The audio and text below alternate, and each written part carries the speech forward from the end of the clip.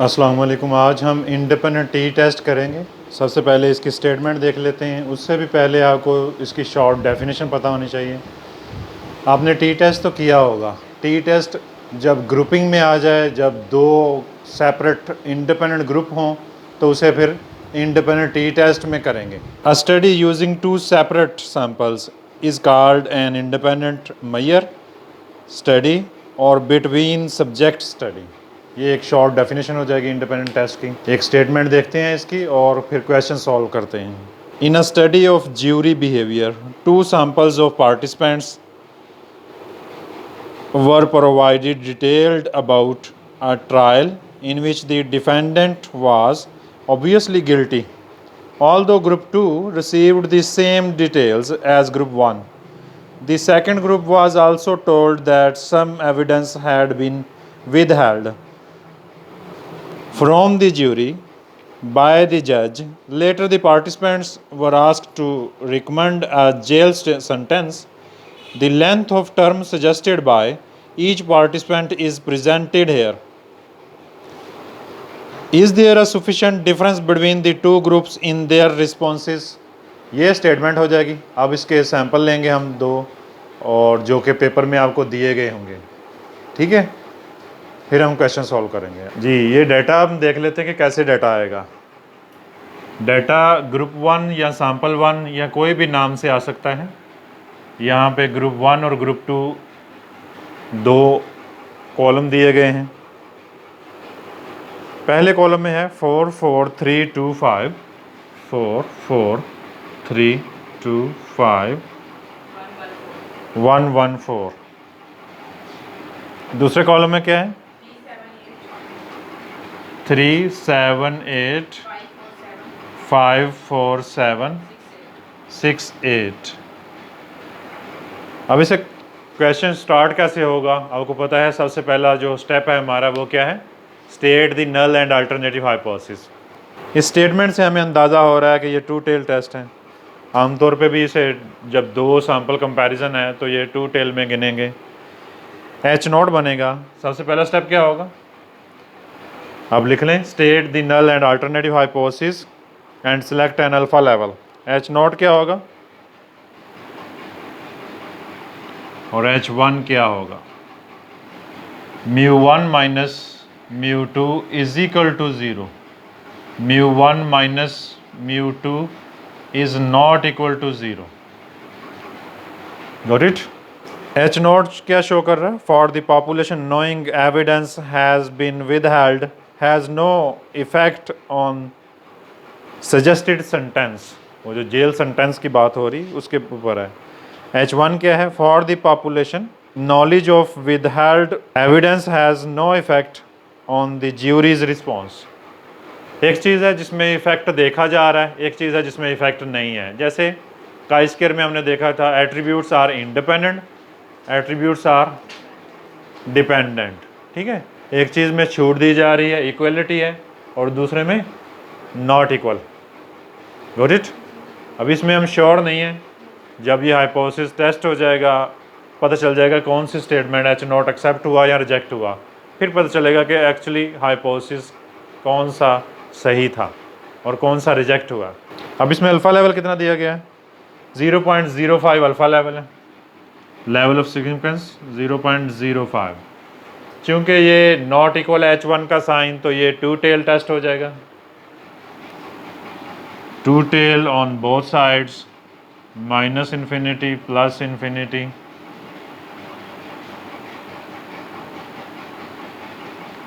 और ये right side और लेफ़्ट साइड दोनों शेड हो जाएंगी। इसकी आपको पता है टी टेस्ट में वैल्यू कैसे निकालते हैं। अब यहाँ पे वैल्यू निकालने का तरीका ये होगा, degrees of freedom is equal to, क्योंकि दो हैं हमारे पास डाटा, तो इसमें N1 आ जाएगा प्लस N2 आ जाएगा, और यहाँ पे आएगा -2। आपको पता है डिग्री ऑफ फ्रीडम क्या होती है? N-1 होती है। तो यहाँ पे हमारे पास दो N हैं, तो एक -1 इसका और एक -1 इसका, तो मिला के कितने हो गए? 2 हो गए। जी, क्या इसका आंसर आता है? N1 कितना है? 8 वैल्यूज़ हैं। इसी तरह से N2 भी 8 वैल्यूज़ हैं और -2 कितना आ जाएगा, ये 14 आ जाएगा। और ये 2 टेल टेस्ट है तो आपको पता है यहाँ पे अल्फ़ा बाई 2 करना होगा, अल्फ़ा बाई 2 करना होगा। और हम 0.05 को जब डिवाइडेड बाई 2 करते हैं तो क्या आता है, 0.025। देखिए तो इतना ही आता है। अब इसको हमने कैसे देखना है, टी अल्फ़ा लेवल कितना है हमारा 0.025, क्योंकि ये बोथ साइड चला गया। ठीक है, क्रिटिकल वैल्यू कैसे निकलनी है ये प्रोसेस हम देख रहे हैं। और ये कितने में देखना है हमने, 14 में देखना है।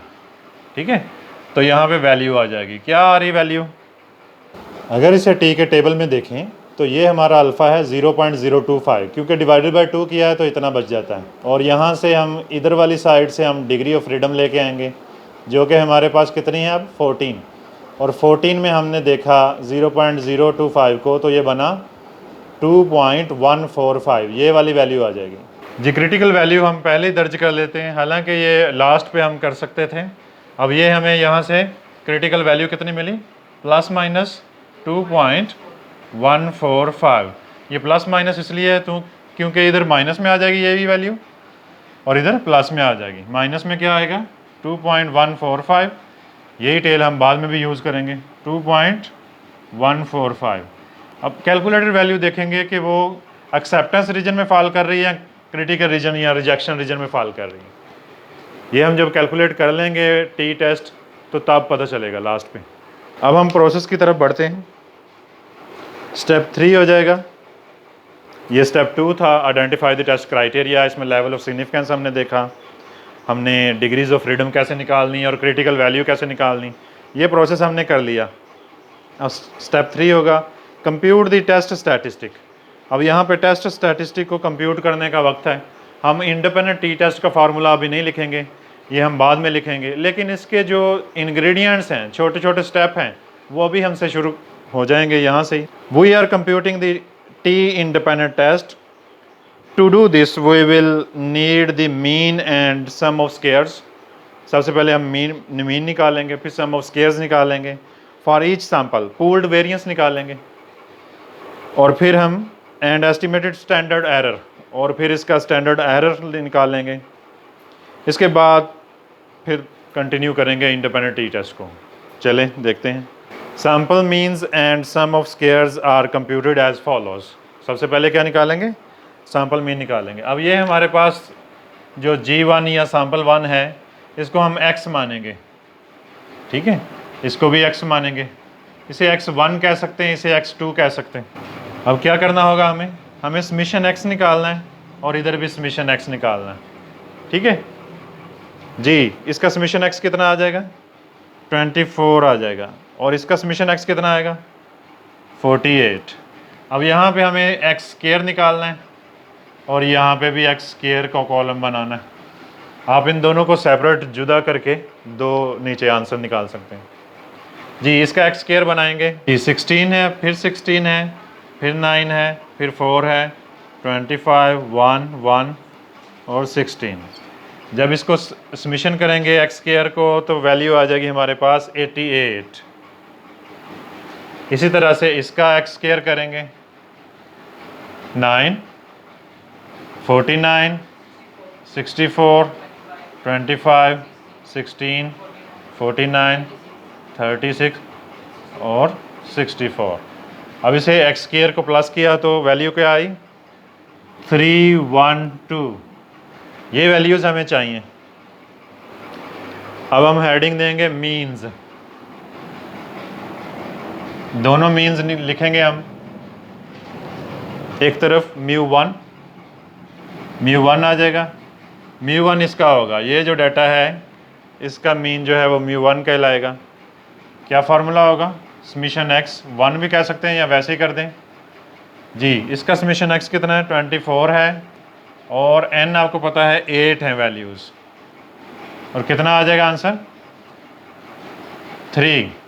μ1 कितना आ गया हमारे पास 3। इसी तरह से μ2 निकाल लेंगे हम, यहाँ पे μ2 निकलेगा, इसमें भी समेशन x 2 कह सकते हैं आप और n2 कह सकते हैं।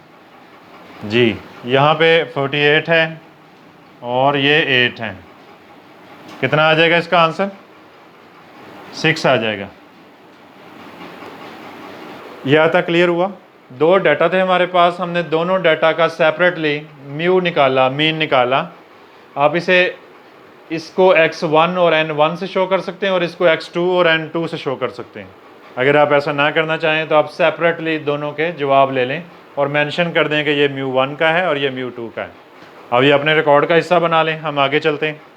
अब हम सम ऑफ स्क्वायर्स निकालेंगे। हेडिंग होगी हमारी सम ऑफ स्क्वायर्स, SS कहते हैं इसे। जी इसका फार्मूला क्या होगा? पहला डाटा जो है उससे क्या निकलेगा? SS1 निकलेगा, दूसरे से SS2 निकलेगा। अब इसका फार्मूला होता है summation x square minus summation x over n। ये समीशन x होल स्क्वायर होगा ओवर n होगा, ये फार्मूला हो जाएगा। अब यहाँ पे आप x1 लिख सकते हैं, यहाँ पे भी x1 और n1 लिख सकते हैं। या वैसे ही आप पता रखें कि मैं पहले ग्रुप का G1 का निकाल रहा हूँ पहले, फिर G2 का निकालेंगे हम। जी अब ये क्या आएगा? पहले डाटा का x स्क्वायर कितना था? समीशन x स्क्वायर कितना था? 88 माइनस समीशन x कितना था पहले का? 24 का स्क्वायर आ जाएगा। और n कितना था? n दोनों के सेम थे। जी इसका स्क्वायर लेंगे हम। नेक्स्ट स्टेप क्या होगा? 88 माइनस 24 को स्क्वायर किया तो 576 डिवाइडेड बाय 8। फिर क्या स्टेप होगा?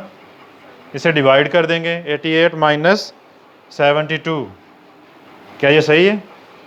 और फिर क्या हो जाएगा?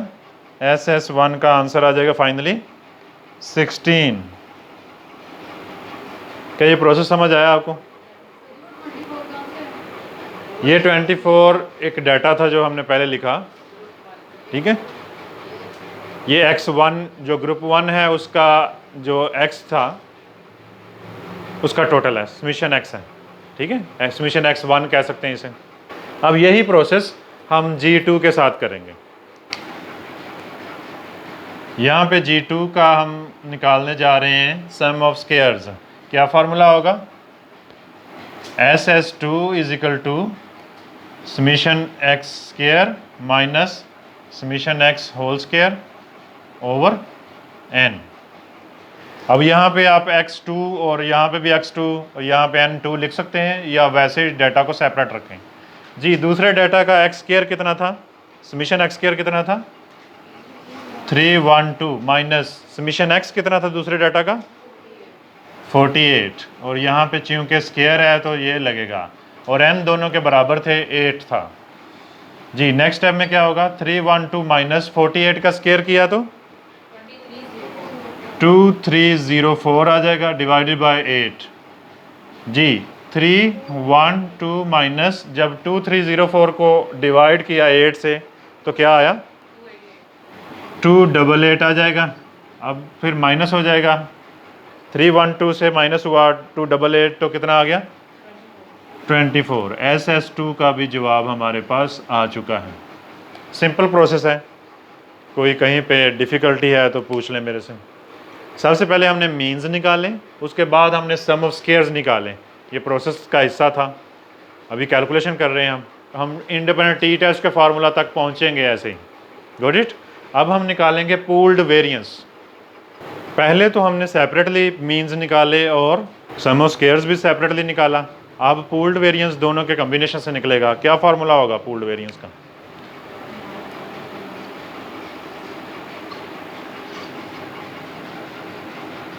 जी पूल्ड वेरिएंस जिसे शो करते हैं वेरिएंस ऑफ पूल,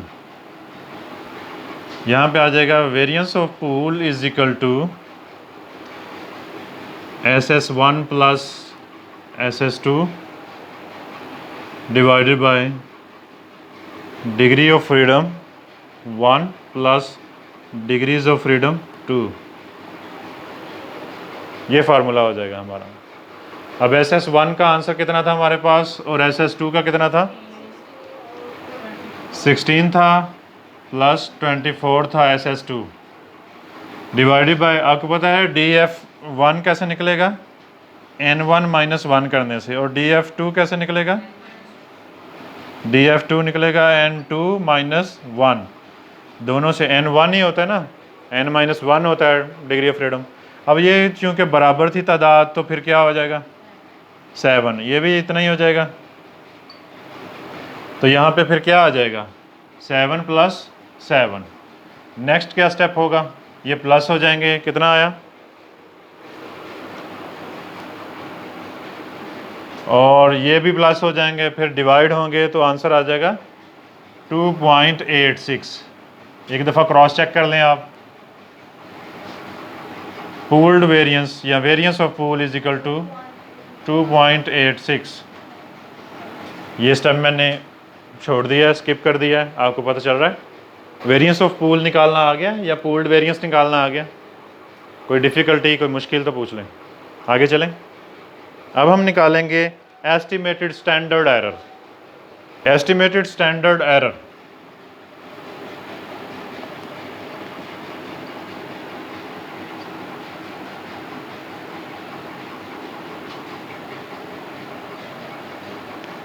क्या फार्मूला होगा इसका, S of μ1 minus μ2 is equal to, है ना, ये वो वेरिएंस होगा। यहाँ पे लिखेंगे हम variance of pool divided by n1, इसी तरह से plus variance of pool divided by n2, ठीक हो गया, और होल अंडर रूट और स्क्वायर रूट। जी वैल्यूज़ पुट करेंगे हम, आपको पता है n1 और n2 बराबर थे, 8 8 हैं दोनों, और पूल्ड वेरिएंस कितना था हमारे पास 2.86 ओवर 8 प्लस 2.86 ओवर 8, और फिर अंडर रूट भी है साथ। इस प्रोसेस को चले आगे चलाएं।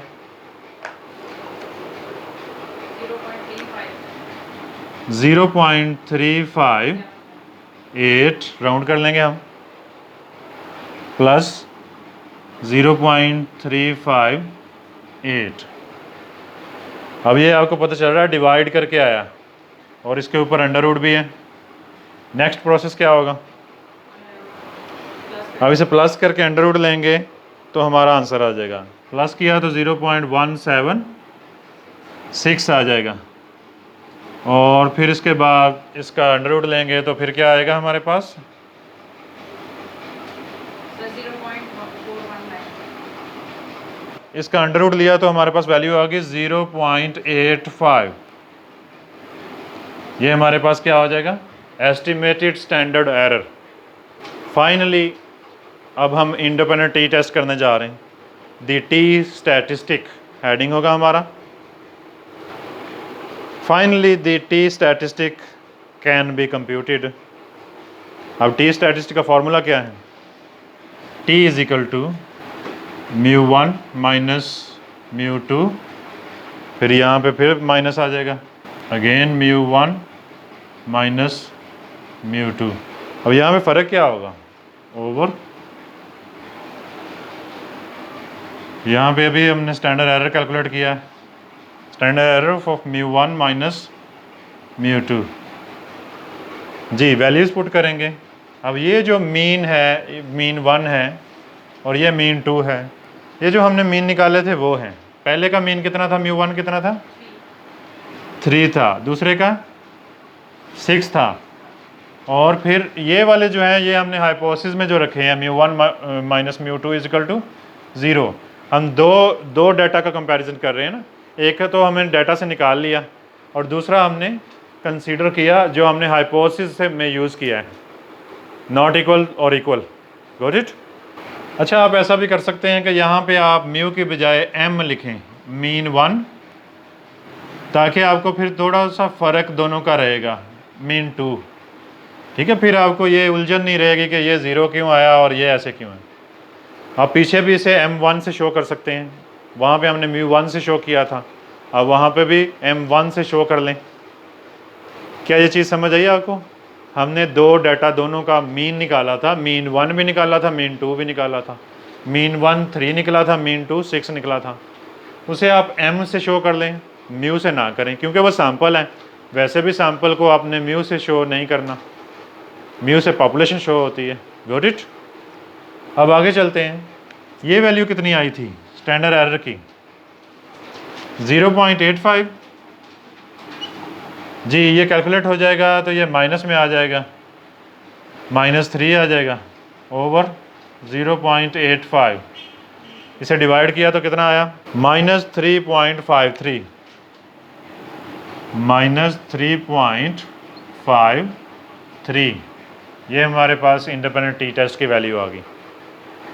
अब हम इसे डिसीजन लेंगे, मेक अ डिसीजन स्टेप होगा, नेक्स्ट स्टेप होगा, फोर्थ गाल्बन स्टेप होगा, मेक अ डिसीजन, और फिर हम फैसला करेंगे। आपको पता है हमने पहले एक कर्व बना के रखा हुआ जिसमें हमने क्रिटिकल वैल्यू भी पुट कर दी थी, वही कर्व अब हम दोबारा यहाँ बनाएंगे। जी -∞, +∞, और ये 2 टेल टेस्ट है, तो दो जगह से ये शेड हो जाएगा, राइट साइड और लेफ्ट साइड। ठीक है, वैल्यू कितनी थी हमारी? माइनस में 2 पॉइंट, वैल्यू है हमारी -2.145, और इधर प्लस में आ जाएगी 2.145, और कैलकुलेटेड हमारी वैल्यू है माइनस में 3। तो ये यहाँ से इधर को आ रही है, ज़ाहिर है ये -2 से आगे आएगी, तो यहाँ कहीं फॉल करेगी ये -3.53। और क्या होगा फैसला? Make a decision, reject H0। ठीक है, और फिर टेस्ट रिजल्ट्स आ जाएंगे, या इंटरप्रिटेशन ऑफ टेस्ट रिजल्ट्स आएंगे। नेक्स्ट स्टेप, उसमें क्या इंटरप्रिटेशन होगी? Our calculated value falls in the critical region, so we reject H0। That's it. कोई क्वेश्चन है तो पूछ लें।